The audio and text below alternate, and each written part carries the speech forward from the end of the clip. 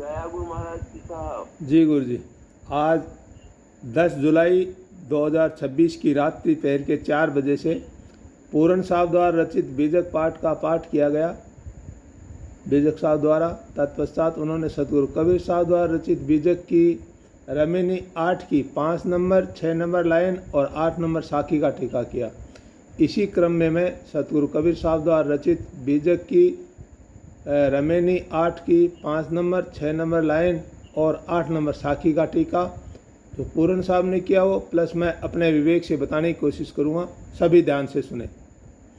वही राम वशिष्ठ मिली गाई, वही कृष्णा उद्धव समझाई, वही बात जो जनक दृढ़ाई, देह धरे विदेह कहाई।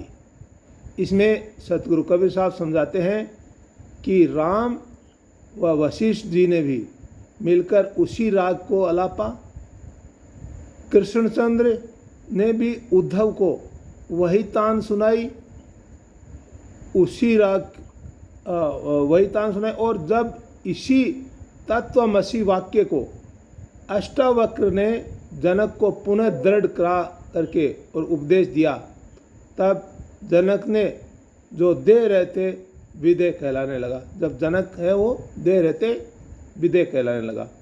आगे साखी है, उसमें बताया कुल मर्यादा खोय के जीवत मुआ न कोय, देखत जो नहीं देखिया अदृष्ट कहावे सोय।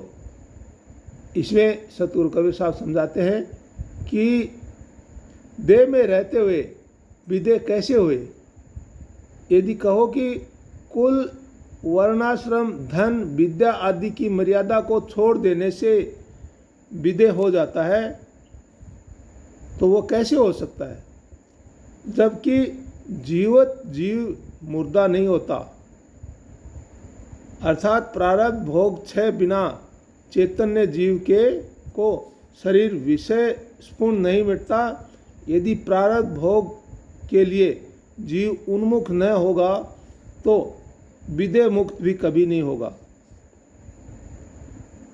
शुभ अशुभ कर्म भोग बिना नाश होता ही नहीं। अतः देखते हुए विचार दृष्टि से इन प्रारब्ध को नहीं देखता, वही अदृष्ट यानी अंधा विचारहीन कहलाता है।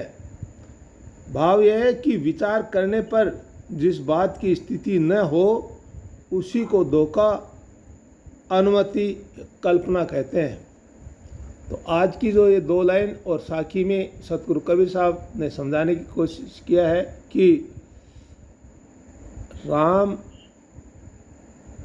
को वशिष्ठ ने और कृष्ण ने उद्धव को कृष्ण ने वही चीज़ बताई है, तत्वमसी वाक्य है उसी का उपदेश दिया है।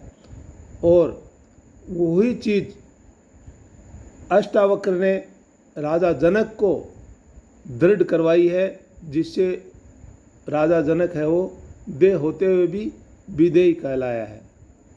तो इसी का खंडन किया है सतगुरु कबीर साहब ने साखी में आगे कि देह रहते हुए वो विदेही कैसे हो सकता है। जो चीज़ सामने दिख रही है उस चीज़ को कैसे मान लिया जाए। अगर देखते हुए भी अगर उस चीज़ को कोई मानता है,